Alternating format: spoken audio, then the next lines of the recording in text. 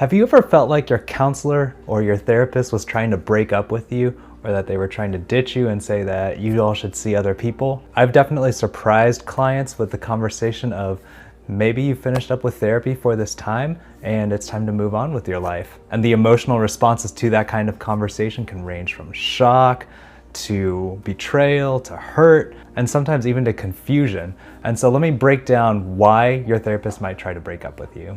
As always, be sure to like and subscribe, stay up to date with our content, different kinds of videos that we put out, like educational videos like this one, as well as reaction videos and live streams. So be sure to subscribe and stay up to date with all of that. Let's dive into it. So depending on the kind of counselor that you end up seeing, they might have that conversation with you sooner or later about whether it's time for you to move on from therapy. And later on, we will break down the different kinds of therapists and the styles that we work in that might help you to be able to choose someone who works better for what you are looking for out of therapy. But at least in my mind as a therapist, I am a temporary helper who comes alongside you in a specific part of your journey, and you have specific goals that you want to achieve in this time that we're working together. And when those goals are achieved, we either move on or we set a further goal that will continue guiding our work together. And so one of the reasons that I'll bring up that conversation with a client about moving on from therapy or moving on from me specifically is if I feel like we've hit our treatment goals.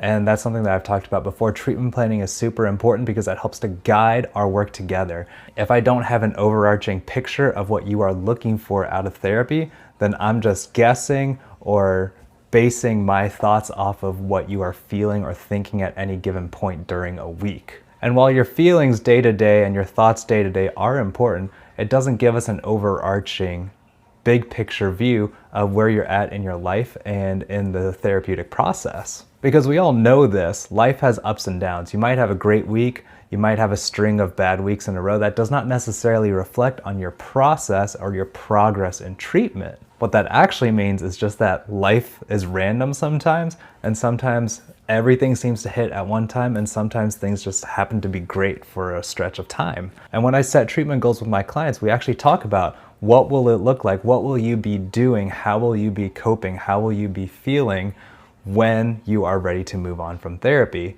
And if we can't articulate that early on, then we have nothing to reference that. We don't know where our finish line is. And so it becomes a lot harder to have that conversation because I just feel like they might be ready to move on rather than being able to point to, hey, we talked about this earlier, we agreed on this earlier, and now we've actually hit this point. What would you like to do at this point? And a lot of this is not to say that if you're working with a therapist for a longer period of time, or if they're not having this conversation with you, that they're acting unethically or they're not practicing well. A lot of it does come down to training and kind of stylistic choices. I was trained up with cognitive behavioral therapy, solution-focused therapy, and within those paradigms, we tend to work in a shorter period of time. And a shorter period of time, I'm generally thinking about maybe 3 months to half a year, that kind of thing, depending on how frequently we meet. Now, obviously, there are exceptions to that. Some people get done a lot quicker, some people take a little longer, but what we're looking for are specific goals that we are trying to reach, and when we achieve those goals, then we have to reevaluate. I tend to see myself in my relationship with the client that I'm working with as me being a tool for them. I show up because they have a specific problem that they're trying to work through. And it may not be a problem as in they're trying to problem solve something, but maybe it's anxiety, maybe it's depression, maybe it's addiction, those kinds of things. And they are experiencing specific negative effects from that problem. And so I, as a tool, come in to help them work through that problem. And when that problem's done, you don't carry that tool around with you for the rest of your day just because you think you might run into it again. You put that tool down back in its place, and if something else pops up, you pick up that tool again. And that's how I see therapy, as a temporary thing where I can accompany someone, give some feedback, give some insight, show some empathy, align with them, help them achieve their goals, and then move on without me. And that does bring me to one of the most important things that I think goes into this kind of temporary model of therapy is independence. I am not trying to become a permanent fixture in anybody's life. Inadvertently, I think I've become that in some clients' lives, but that's where I have to start reflecting for myself. what am I accomplishing for this person, and what are we accomplishing together? Are we still making progress, or is this something where they're just comfortable with me and don't want to let go? And when we talk about independence within therapy, that's what I'm trying to aim for, is that people can live their lives without me, and that they have tools of their own that they've developed and we've talked about and we've practiced together, and that they feel confident in being able to move on without having to bounce ideas off of me. Or maybe they've developed their community and their communication to the point where they have someone to share their feelings with. They have maybe a journal that they can write in, and they don't have to process everything through me anymore. Of course, it's not that I hate being any of those things. I think it's a great privilege and responsibility for me to be in that place and be able to be that for some people. But I think I do people a disservice if I'm the only person who can be that for them and they never branch out beyond me. And that just kind of speaks to how I think about the counselor and client relationship. Now, on the flip side of things, there are therapists who are looking to be with clients for the long haul. And I don't think that's necessarily an unethical thing. I think for both sides, if you do short-term or long-term therapy, you can be acting unethically in either way. And I think there are good and bad ways to handle that. I will stress that even if you and your therapist are on the same page of you all are partnering together for the long haul, and they're probably going to be a fixture in your life for some time, and we're talking about like maybe years down the road, it's still important to have a solid treatment plan in place. This is important because it continues to guide the work that you're doing together. If all you're doing is chatting about how your week went, I think there is a place for that in therapy, but it needs to be more purposeful than that, than just having like a drinking buddy that you can talk to and check in with every week. And so I do want to recognize too that there are some particular mental health issues or challenges that might take longer, generally speaking. You know, there are certain disorders that are maybe more deep-seated, or maybe there are some patterns of thinking and behavior that take longer to work through or to unlearn and relearn new patterns. I don't have anything against that. And I'm always trying to keep an open mind as to whatever time this client needs with me is the amount of time that we need together. And so I'm not trying to fit anyone into a box of like, you know, like right at 6 months, I'm kicking them out the door. That's not how I work. But there is a conversation if we start stretching out into a couple of years down the line that, okay, we need to make sure that at least on my end, I am very focused. What am I doing and providing in the time that we spend together rather than just being a security blanket for them? Because while they might appreciate that and while they might think that's very valuable, and I agree that it's valuable sometimes, what happens is that if they become dependent on me, then I've done them a disservice and I am now potentially in a compromising situation. I'm expected to be that source of emotional stability for that person. And if they don't move beyond me for that or to find that for themselves, then that becomes a problem. And so when you are trying to meet with a therapist, maybe you're going for an intake interview or you're just looking on websites and trying to find the right kind of person for you. Of course, this is assuming that you have your choice of therapist. I know that scheduling with one is already difficult.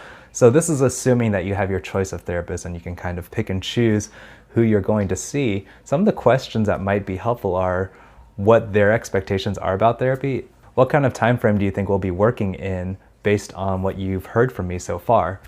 That might be a good question to lead with. If they're talking in terms of weeks and months, okay, there you have your answer. Or if you're even specifically looking for someone to be with you for the long term, then that might be important to get out there too. Because I've had clients tell me that before, that they've expected me to kind of be with them for the long term. And then I'll talk about some of these topics that I talked about today that in my training, philosophically, I don't quite align with that. I'm happy to be with them for as long as it takes, but we need to have a solid treatment plan to make sure that I'm continuing to provide a benefit for them beyond just the emotional security of having a therapist, and that we are working towards independence. And I'll have that conversation with them about independence. And so if you are a client who is looking for a therapist to be with you for years and years, and that's completely warranted. Many therapists will work in that style. What I would encourage you to think about is, how will I continue to seek my own emotional and social independence outside of the therapeutic room?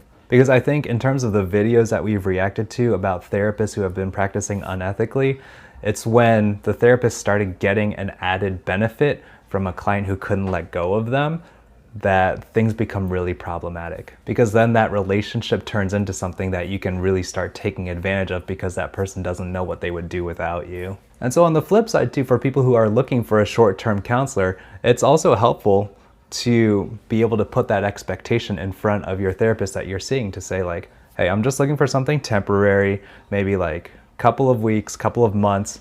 What do you think we can accomplish in that amount of time? And then maybe they'd have a conversation with you. If they usually work more long-term, maybe they might have some concerns about, like, hey, you're talking about this trauma and then how it's showing up in depression and difficulty sleeping and substance abuse. And like, I'm just not sure that we can really hit all of that in the amount of time that you're talking about.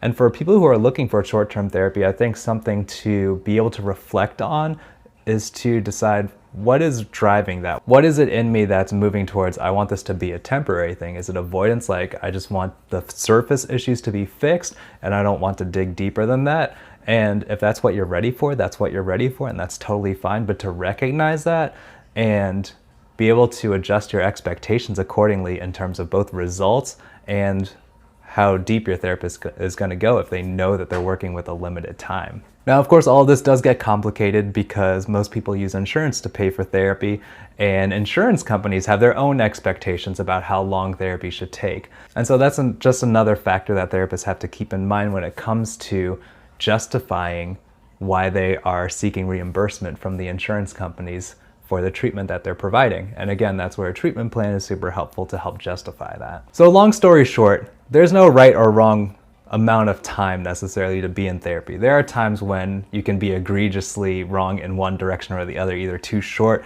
or too long of a time that you spend with a therapist. But again, it's about what you're looking for, being able to articulate that and understand for yourself why you are seeking that, and making sure for therapists on their side how we can continue to foster independence in our clients so that they don't come to need us and rely on us in a way that we can take advantage of. And in the end, this is about advocating for yourself, recognizing that you have the ability to talk to a therapist about issues like this. It's not just on their timeline, but you also get a say in deciding what your treatment looks like and adjusting your expectations and what they are expecting from you out of this therapeutic relationship. Everyone, thank you so much for checking out this video. I think this is a really important topic that doesn't get talked about enough because we see therapists as the experts in the room. And while we do have the training, all that kind of thing, we do want to provide what you are looking for. And so putting your expectations right up front about how long you're expecting to spend in therapy, or at least getting that feedback of, based on what you're hearing so far, how long do you think this might take? What are you expecting? That's a really powerful way to make sure that you all are starting on the same page and that you're not surprised down the road when your therapist says, hey, I think you can move on without me. Doing all of this is a great way to avoid hurt feelings and being surprised later on in the process. So everyone, thank you so much for checking out this video. Again, please like and subscribe. That helps our channel to grow and create more content for you all. Thank you for tuning in. I'll see you next time.